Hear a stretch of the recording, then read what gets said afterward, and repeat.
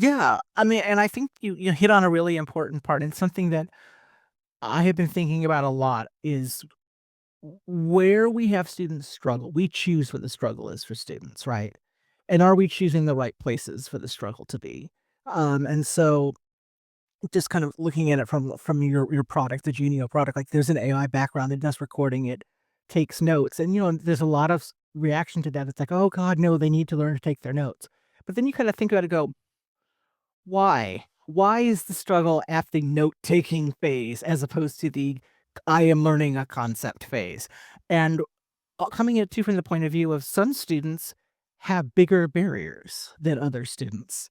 And is the value of making it harder for some students but not others, what is the benefit for it? And if there is a benefit for it, are you grading that differently, right? Because is it the idea that you're doing growth grade, and so it doesn't matter if a student fully masters something, but they've demonstrated growth?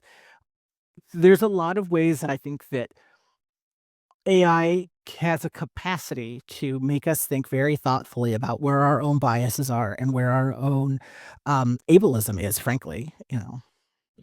Well, I have dyslexia, and it's taken me a long time to, like, I was speaking, like, the past few years, to actually understand the actual strengths that I have, because Mhm. yeah, like, I can see patterns in things way easier than others. I can simplify things because it's way more simple for me, so it should be more simple for others, right?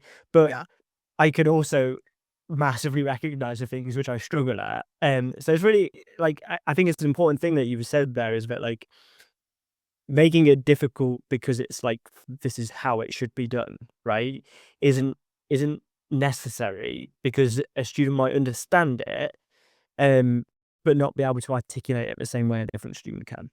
Um, how do you think about AI and that? How does AI play a role in doing that then, in your eyes?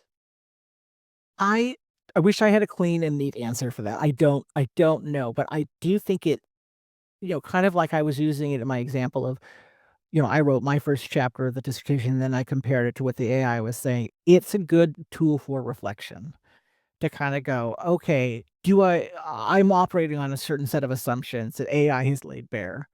Are those assumptions accurate? Are they things I really care about? Are they, I mean, we'll use language. I mean, I was a terrible language student, just stunningly bad at languages. And part of the reason I was bad at it was because I never really learned to just study by rote. If I had been a student who had been taught how to just sit there and memorize a list of verbs and conjugate them, I probably would have done better. But because of how I came through schooling and because of my own particular skills, that just wasn't something I knew how to do. And as I think back, because I took years of Spanish, years and years and years of Spanish, and I still can't speak it. But the point, when I think about what was the point of learning Spanish, was communication.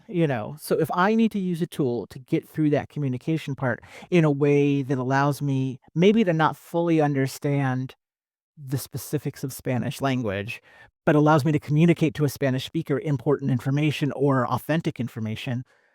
And if AI is helping me do that, fine. Now I shouldn't get an A in Spanish, because I have not learned Spanish, but I think it makes you kinda go, "Well, what really matters? Does it really matter that I can speak Spanish? Does it really matter that I can understand it? Does it matter that I can read it or write it?" Those kinds of things. I also look at it from the point of view of there's a lot of things that we hold dear as educators because we learn them that way, and I think AI is giving us a rare opportunity of kinda going, "Wait, does this matter?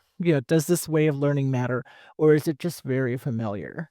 And I'll give you an example from the library world. We talk about that you can always tell how old librarians are at a given library because of the books that they show kids during reading hour, because they will always reflect the books that they saw as kids, right? There's hundreds of thousands of children's books printed every year, and people are still like, "No, I wanna show you, green eggs and ham." There are new books. But I think that AI gives us a chance to kinda go, "Oh, wait, there's not a real reason that we're doing it this way. Maybe we need to let that go."